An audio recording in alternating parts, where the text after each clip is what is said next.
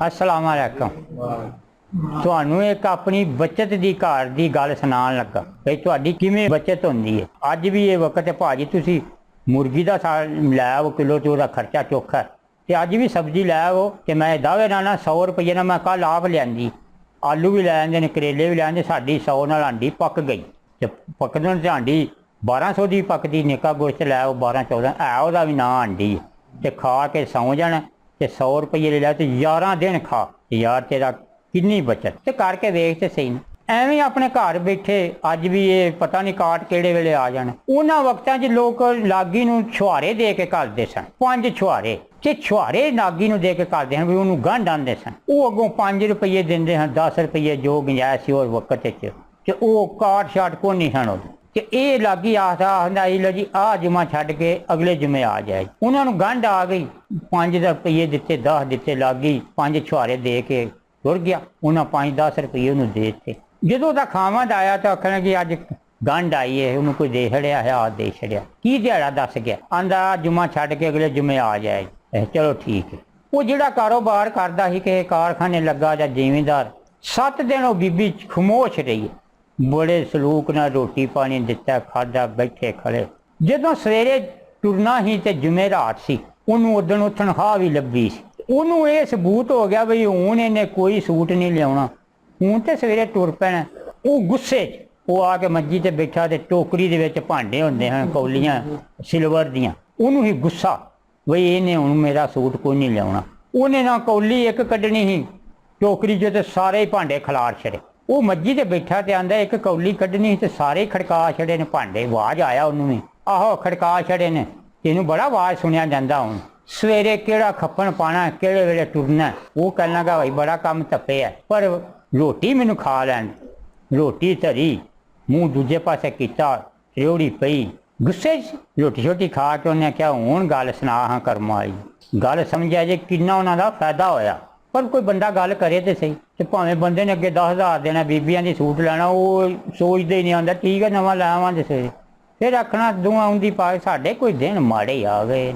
ਚਲੋ ਜੀ, ਲੋ ਜੀ ਵੇਖੋ ਖੁਸ਼ਖਬਰੀ। ਉਹ ਬੀਬੀ ਜਿਹੜੀ ਮੰਨ ਗਈ ਉਹਦੀ ਗੱਲ। ਉਹਨਾਂ ਦੋਵਾਂ ਦੀਆਂ ਸਲਾਹ ਕੀਤੀ। ਉਹਨੇ ਕਿਹਾ ਮੇਰੀ ਗੱਲ ਸੁਣ, ਦੁਕਾਨਾਂ ਖੁੱਲੀਆਂ, ਤਨਖਾਹ ਮੈਨੂੰ ਲੱਭੀ, ਮੈਂ ਇੱਕ ਗੱਲ ਤੇਰੇ ਨਾਲ ਕਰਨਾ ਚਾਹੁੰਦਾ, ਤੂੰ ਮੇਰਾ ਸਾਥੀ। ਉਹਨੇ ਮੂੰਹ ਦੂਜੇ ਪਾਸੇ ਕਰ ਛੜਿਆ। ਉਹਨੇ ਕਿਹਾ ਸੁਣਾ ਲੈ ਮੈਨੂੰ, ਮੈਂ ਤੇ ਤੂੰ ਗੱਲਾਂ 'ਚ ਹੀ ਪਛਾਣਾ। ਉਹਨੇ ਕਿਹਾ ਸੁਣ ਲੈ ਤੇਰੀ ਵੀ ਸੁਣਾ।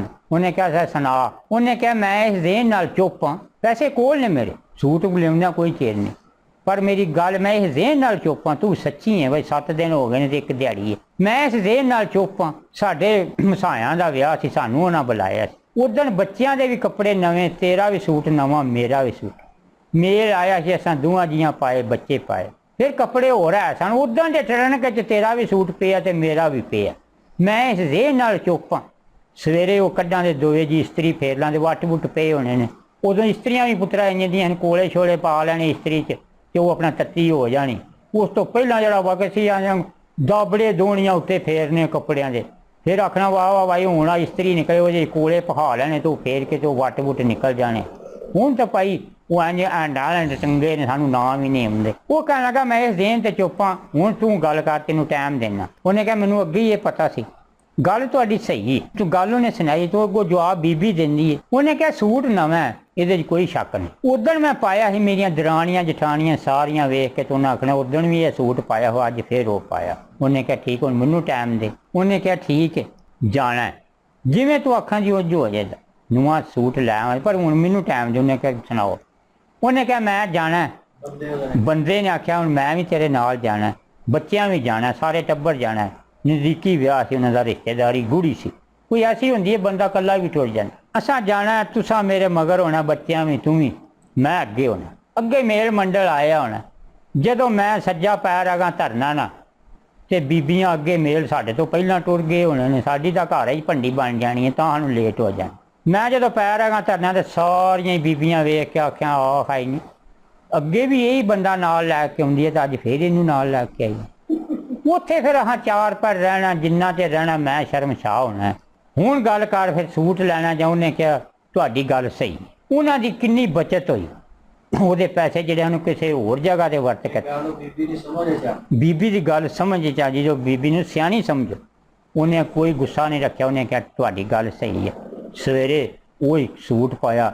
ਕਿਸੇ ਬੀਬੀ ਨੇ ਉੱਥੇ ਨੇ ਆਖਿਆ ਬਈ ਤੂੰ ਅੱਗੇ ਵੀ ਪਾਇਆ ਸੀ, ਅਸੀਂ ਆਪ ਹੀ ਪਏ ਮਰਨੇ ਆ ਬਈ ਉਹਨੇ ਅੱਗੇ ਚਾਦਰ ਲਈ ਤੇ ਹੁਣ ਚਾਦਰ ਲਈਏ। ਆਪਣਾ ਘਟਾਈਏ ਤੇ ਅੱਜ ਵੀ ਘਟ ਸਕਦਾ, ਵਧਾਈਏ ਤੇ ਵੱਧ ਸਕਦਾ।